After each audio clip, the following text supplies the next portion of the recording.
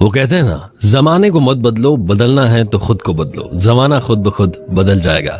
एक बार की बात है, एक बहुत ही खूबसूरत मोहतरमा, बहुत ही ब्यूटीफुल लेडी, वो अपनी फ्लाइट के लिए लेट हो रही थी, भागते दौड़ते पहुंचती हैं, प्लेन में एंटर करती हैं, आखिरी पैसेंजर होती हैं। अंदर जब पहुंचती हैं, अपनी सीट के पास जाती हैं तो उदास हो जाती हैं, नाराज होने लगती हैं। क्यों? क्योंकि उनकी सीट के पास वाली सीट पर एक दिव्यांग व्यक्ति बैठे होते हैं जिनके दोनों हाथ नहीं थे। वो आवाज देती हैं, हॉस्टेस को बुलाती हैं और कहती हैं कि ये क्या है, ऐसे पैसेंजर के साथ में मैं ट्रैवल नहीं कर सकती। एयर हॉस्टेस को समझ में नहीं आता है कि क्या कह रही हैं। एयर हॉस्टेस उन्हें कहती हैं कि आप पेशेंस रखिए मैम, बैठ जाइए प्लीज। लेकिन ये जो खूबसूरत सी मोहतरमा थी, ये कहती नहीं। एयर हॉस्टेस को समझ नहीं आता कि इतनी अच्छी खासी दिखने वाली महिला जो है वो इस तरीके से बात कर रही है। कहती हैं ठीक है मैम, आपने कहा है, हमारे लिए तो हर पैसेंजर इंपॉर्टेंट होता है। मैं अंदर जाती हूँ, कैप्टन से बात करती हूँ, कुछ सोल्यूशन निकालते हैं। अंदर जाती हैं, कैप्टन से बात करती हैं, बाहर आती हैं और आकर के उन मोहतरमा से कहती हैं कि हमारे कैप्टन ने आज एक एक्स्ट्रा ऑर्डिनरी डिसीजन लिया है।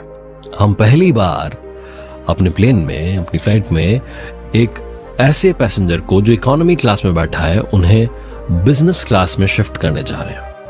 ये सुनने के बाद में ये जो खूबसूरत सी मोहतरमा थी, आखिरी पैसेंजर, ये बड़ी खुश होती हैं, रिलैक्स फील करती हैं कि चलो फाइनली मेरी सुनी गई।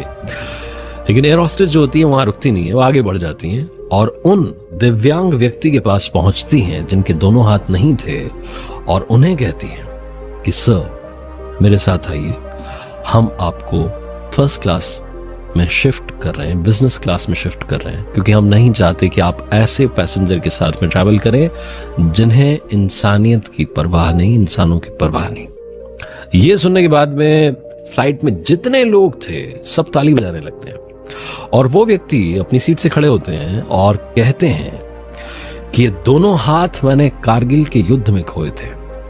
और जब इन मैडम की बात सुन रहा था तो मुझे लगा कि किन लोगों के लिए हम वहां जान गंवाने के लिए तैयार हैं। लेकिन जब कैप्टन का फैसला सुना और आप लोगों की तालियां सुनी तो मुझे लगा कि नहीं, हम देशवासियों के लिए ही लड़ाई लड़ रहे हैं। ये छोटी सी कहानी हमें बहुत सारी बातें बताती है। पहली बात कि जिंदगी में सीरत खूबसूरत होनी चाहिए, सूरत में कुछ नहीं रखा। दूसरी बात, जो व्यक्ति जिंदगी में ये सोचता रहता है कि मैं ऐसा दिखता हूं, वैसा दिखता हूं, रंग के बारे में सोचता है, हाइट के बारे में सोचता है, पर्सनालिटी के बारे में सोचता है, अगर आपकी सीरत अच्छी होगी तो जिंदगी में, दुनिया में आप कुछ भी कर सकते। किसी ने बड़े कमाल की बात कही है कि बुरे वो लोग नहीं हैं जो ये कहते हैं कि आप अपने सपने पूरे नहीं कर सकते, बल्कि बुरी आपकी वो सोच है जो उन लोगों की बात को सच मान लेती है। एक छोटी सी कहानी सुनाता हूं, शायद आपने पहले सुनी हो।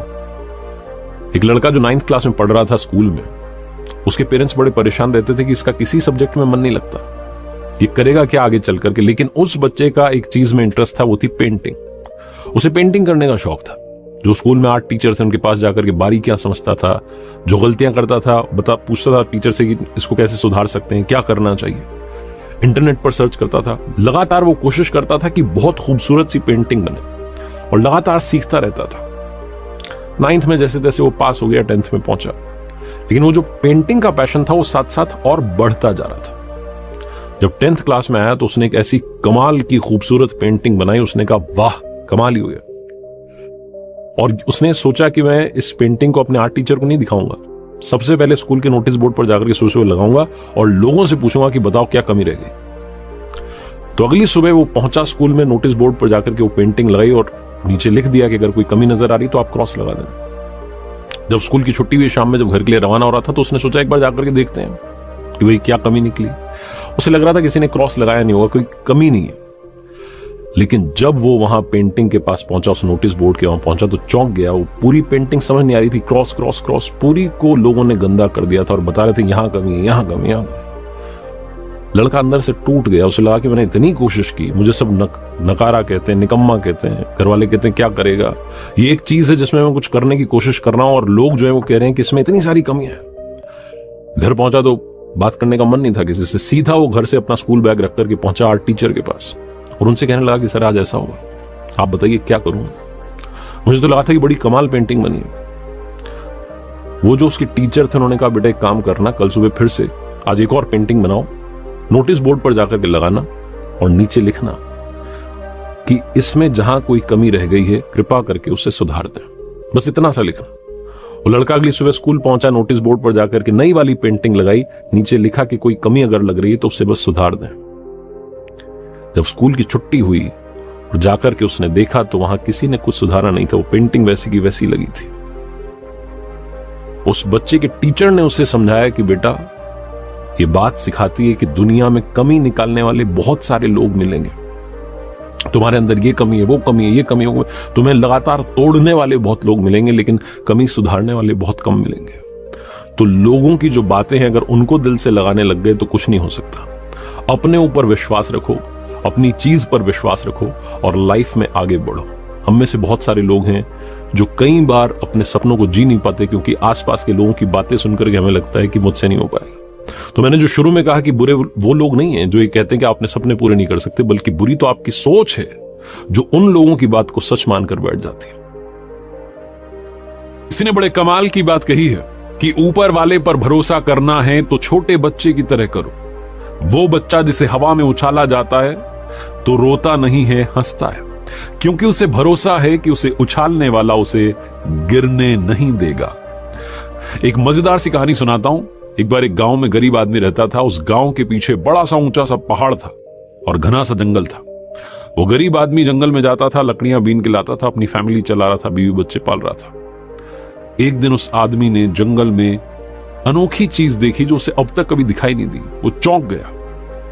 पहाड़ पर एक चट्टानी शेर बना हुआ था, पत्थरों से आकृति बनी हुई थी शेर की। और ये जो आदमी था, इसे वो जगह बहुत अच्छी लगी। उस जगह ने इसको बड़ा फैसिनेट किया। ये रोजाना वहां जाकर के लंच करने लगा। अपने साथ जो रोटी सब्जी लेकर के जाता था वहां बैठ करके आराम से खाता था। एक दिन ना जाने इसको क्या सूझी, इसने अपने भोजन में से थोड़ा सा हिस्सा, एक रोटी का जो टुकड़ा था, वो शेर के मुंह में रख दिया। और उस दिन के बाद से रूटीन बन गया कि भोजन करने से पहले शेर को खिलाता, उस पत्थर के शेर को, और फिर अपना खाना खाता। एक दिन कमाल हो गया, चमत्कार हो गया। उस पत्थर के शेर में से आवाज आई, शुक्रिया दोस्त। यह आदमी डर गया कि ये तो बोलता भी है, लेकिन इसने हिम्मत नहीं हारी। डरते डरते बोला कि शुक्रिया किस बात का, इस दुनिया में मेरे तुम ही तो दोस्त हो। मैं गरीब आदमी हूं, रूखी सूखी खाता हूं, जैसे तैसे फैमिली चला रहा हूं, परिवार चला रहा हूं, कोई नहीं है मेरा अपना, कोई बात भी नहीं करता मुझसे। तुम्हारे पास बैठ करके ऐसा लगता है कि दोस्त के पास बैठा। इतनी प्यारी बात की तो जो शेर था, जो पत्थर की जो आकृति थी, वो जो चट्टानी शेर था, उसने कहा कि बस इतनी सी बात, तुम्हारी जिंदगी की गरीबी दूर हो जाएगी। कल सुबह सूर्योदय से पहले मेरे पास आ जाना। ये जो गरीब आदमी था, इसे बड़ा शॉकिंग लगा। ये घर जाकर इसने अपनी पत्नी को बताया कि ऐसी सी बात है, जंगल में ऐसा है, मैंने देखा है, और उसने मुझे बुलाया कल सुबह सूर्योदय से पहले, वो हमारी गरीबी दूर कर देगा। तो इस गरीब आदमी की पत्नी ने कहा चले जाओ, वैसे भी कुछ हो तो रहा नहीं है जीवन में, देख लेते हैं। तो ये गरीब आदमी सूर्योदय से पहले सुबह सुबह वहां पहुंच गया। उस पत्थर के शेर के पास में उस शेर में से आवाज आई कि मेरे पेट में बहुत सारा सोना है, जितना सोना निकालना चाहते हो निकाल लो, लेकिन याद रखना सूर्योदय से पहले, क्योंकि जैसे ही सूर्योदय होगा मेरा मुंह बंद हो जाएगा, और अगर ऐसा हो गया तो तुम्हारा हाथ अंदर रह जाएगा, तो जल्दी करो। इस गरीब आदमी ने उस शेर के पेट में हाथ डाला और अंदर से जितना सोना चाहिए था थोड़ा सा निकाल लिया। उस चट्टानी शेर ने कहा कि बस इतना सा, थोड़ा और निकाल लो, अभी तो समय है सूर्योदय होने में। इस गरीब आदमी ने कहा नहीं, मेरा गुजारा इतने में चल जाएगा। ये उस शेर को धन्यवाद कहकर वापस आ गया। इसके पास सोना आ गया था, इसकी लाइफस्टाइल चेंज हो गई। गांव में बात फैल गई कि भैया कल तक गरीब था, अब इसके पास में पैसा कहां से आ गया। तो उस गांव में जो सबसे अमीर इंसान था वो इसके पास पहुंचा पूछने के लिए कि भैया क्या चक्कर है। ईमानदार आदमी, गरीब आदमी, तो उसने बता दिया कि ये हुआ मेरे साथ में, वहां जंगल में एक पत्थर का शेर बना हुआ है। वो जो अमीर आदमी था गांव का, उसके मन में और लालच आ गया। उसने कहा चलो भैया अपन भी और अमीर बनते हैं। तो वो गरीब के कपड़े धारण करके और फटे पुराने कपड़े पहन के वहां जाने लगा, और उस शेर से उसने दोस्ती करना शुरू किया। उसको जाकर के भोजन कराता है वो, और उस शेर ने भी उसको यही फॉर्मूला बताया कि तुम्हारी गरीबी दूर कर दूंगा, सूर्योदय से पहले आ जाना। ये जो अमीर आदमी जो लालच में था, ये पहुंचा, और शेर ने वो नियम दोहराया कि सूर्योदय से पहले पहले हाथ बाहर निकाल लेना, मेरे पेट में सोना निकालो तो हाथ बाहर निकाल लेना, वरना मुंह बंद हो जाएगा। ये जो अमीर आदमी था लालच में आ गया, सोना निकालता गया, बड़ा सा झोला लेकर आया था। इसको ध्यान ही नहीं रहा, सूर्योदय हो गया, शेर का मुंह बंद हो गया, और इस लालची आदमी का हाथ उस शेर के मुंह में दबा रह गया। कहानी छोटी सी है, इंटरेस्टिंग है, लेकिन सिखाती वही बात है कि पैसा कितना भी आ जाए, कुछ लोगों का पेट कभी नहीं भरता। और कुछ लोग होते हैं जो संतोषी होते हैं, सुखी रहते हैं, प्रसन्न रहते हैं। कुछ दूसरे होते हैं जिनके पास में कितना भी आ जाए, हमेशा वो भूखे रहते हैं, खुश नहीं रहते। तो ये आप पर डिपेंड करता है कि आप कौन से वाले बनना चाहते हैं। बनना है तो अच्छे इंसान बनिए, खुशियां अपने आप आपके पास चली आएंगी, और सुखी रहना, खुश रहना सीखिए, शुरू कीजिए।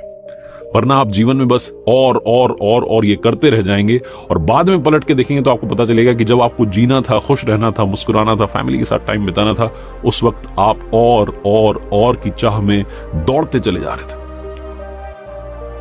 किसी ने बड़े कमाल की बात कही है कि प्यार में ही ताकत है दुनिया को झुकाने की, वरना क्या जरूरत थी श्री राम जी को शबरी के झूठे बेर खाने की। एक छोटी सी कहानी रामायण की। ये कहानी उस वक्त की है जब प्रभु श्री राम ने अपना लंका विजय अभियान शुरू किया था। वो लंका पर विजय पाने के लिए उस अभियान को छेड़ चुके थे, जिसमें विशाल वानर सेना थी। उनके छोटे भाई लक्ष्मण उनके साथ थे और पूरी उम्मीद थी विजय प्राप्त करने की। लेकिन सबसे बड़ी समस्या थी उस विशाल समुद्र को पार करने की, लंका तक पहुंचने की। ऊंची ऊंची लहरें उठ करके आ रही थी। इतनी विशाल सेना ना तो तैर करके उसे पार कर सकती थी, ना उड़ करके जा सकती थी। प्रभु श्री राम ने बहुत बार विनती की, प्रार्थना की कि समुद्र देव शांत हो जाइए, लेकिन उधर से कोई उत्तर नहीं मिल रहा था। प्रभु श्री राम को क्रोध आ गया, अपना दिव्य बाण निकाला, ब्रह्मास्त्र चलाने की तैयारी में थे, तभी अचानक से समुद्र देव प्रकट हुए। क्षमा याचना करने लगे, माफी मांगने लगे और कहा कि प्रलय से पहले प्रलय मत लाइए भगवान, बाकी आपकी मर्जी है।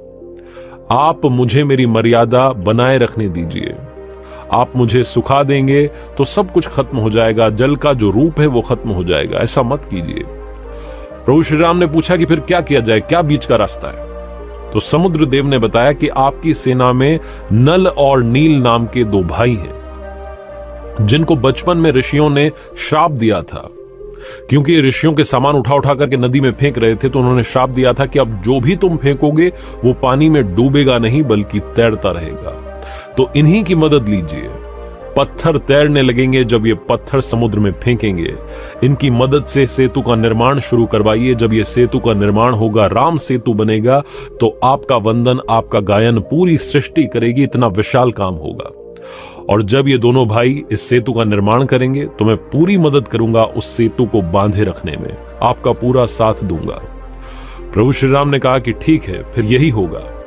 अपनी सेना से कहा कि लग जाइए काम पर। पत्थरों पर जय श्री राम लिखा गया, पत्थर तैरने लगे, वो श्री राम सेतु का निर्माण होने लगा। और प्रभु श्री राम ऊपर वाले की भक्ति में, भगवान शिव की आराधना में बैठ गए। तभी उन्होंने देखा कि एक छोटी सी गिलहरी उस सेतु निर्माण में अपना योगदान दे रही थी। पता नहीं क्या कर रही थी, बार बार समुद्र के किनारे आती, वापस जाती, उन पत्थरों के बीच में वापस आती। उन्हें लगा कि कुछ तो करने की कोशिश कर रही है। हनुमान जी से कहा कि उसे पकड़ करके लाओ। हनुमान जी गए, उस गिलहरी को पकड़ के लाए प्रभु श्री राम के सामने। उन्होंने पूछा कि आप ये क्या कर रही हैं? इतना विशाल सेतु का निर्माण हो रहा है, आप कहां बीच में परेशान हो रही हैं? उस गिलहरी ने कहा कि भगवान माफ कीजिएगा, लेकिन आज आपने धर्म के लिए युद्ध छेड़ा है। नारी सम्मान के लिए, नारी की रक्षा के लिए, माता सीता की रक्षा के लिए, उनके गौरव की गरिमा के लिए, उसकी रक्षा के लिए, सम्मान के लिए आपने जो युद्ध छेड़ा है, उसमें मैं भी अपना योगदान देना चाहती हूं। मैं यहां किनारे से कुछ मिट्टी, कुछ रेत अपने साथ ले जाती हूं, वहां जाकर के पत्थरों के बीच में छोड़ देती हूं, ताकि जब आप पत्थर पर चलें तो ये पत्थर आपको ना चुभें। मैं इतनी बड़ी तो नहीं हूं कि पत्थर वहां पहुंचा दूं, इसलिए मिट्टी पहुंचाने का काम कर रही हूं। प्रभु श्री राम बड़े खुश हुए। उन्होंने पूछा कि आपको डर नहीं लग रहा है? इतनी विशाल सेनाएं कहीं किसी के पैर के नीचे दब गई तो आपकी मौत हो जाएगी।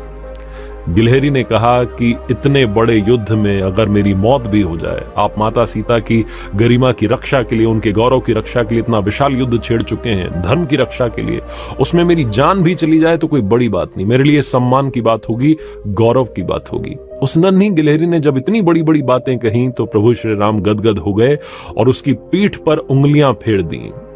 कहा जाता है कि गिलहरी की पीठ पर वो जो निशान है वो प्रभु श्री राम की उंगलियों के निशान है।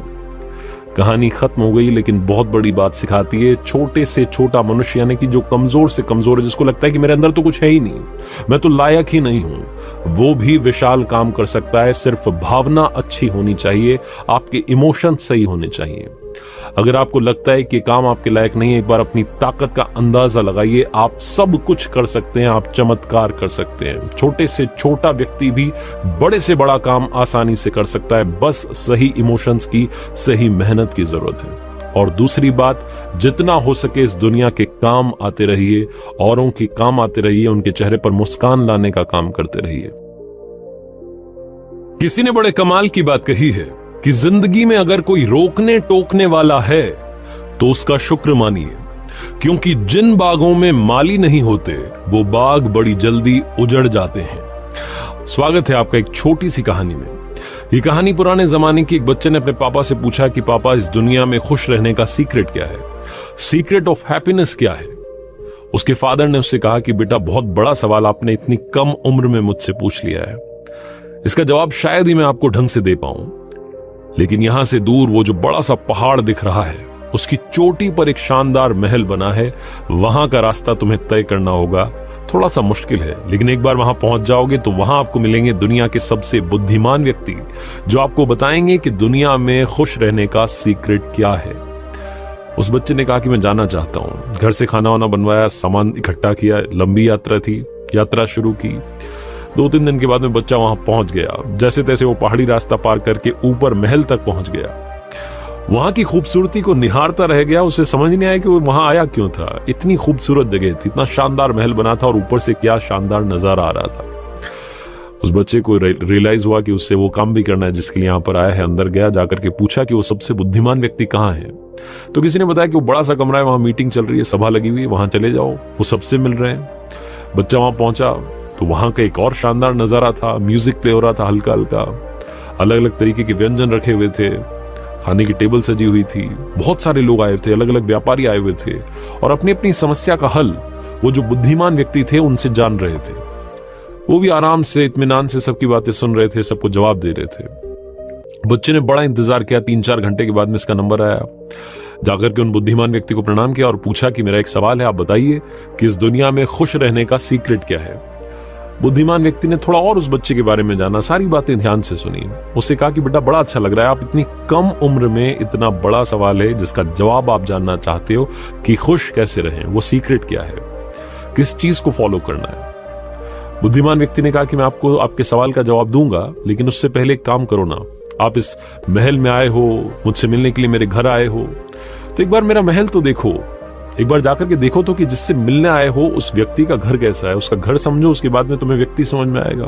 मैं तुम्हें कुछ भी कह दूंगा तुम यकीन कर लोगे, ऐसा थोड़ा ना होता है। उस बच्चे ने कहा कि सही कह रहे हैं आप, बताइए क्या करना है। महल घूमने जाना है, मैं भी जाता हूं। बुद्धिमान व्यक्ति ने उसे टोकते हुए कहा कि जाना है, लेकिन रुको। उसको एक चम्मच दी और कहा कि इसमें मैं 2 बूंद तेल गिरा रहा हूं, ये जो 2 बूंदे हैं तेल की, ये गिरनी नहीं चाहिए। घूम करके आना, लेकिन ध्यान रखना कि चम्मच में से तेल ना गिर जाए। उस बच्चे ने कहा कि बड़ी भारी बात है, चलिए ठीक है, भी करके देखते हैं। बच्चे ने उस चम्मच को हाथ में लिया, बड़े संभलते हुए जा रहा था। 2 बूंद तेल था, कहीं गिर जाए। बहुत घुमावदार सीढ़ियां थी, बहुत बड़ा महल था। पूरा घूम फिर करके अच्छे से वापस आया। आधा 1 घंटा उसको लग गया। वापस से बुद्धिमान व्यक्ति के पास गया, उन्होंने पूछा कि बेटा, कैसा लगा आपको महल? आपने वो बगीचा देखा? हमने 10 सालों की मेहनत के बाद में अलग अलग तरीके के पौधे लगा करके क्या शानदार बगीचा बनवाया है।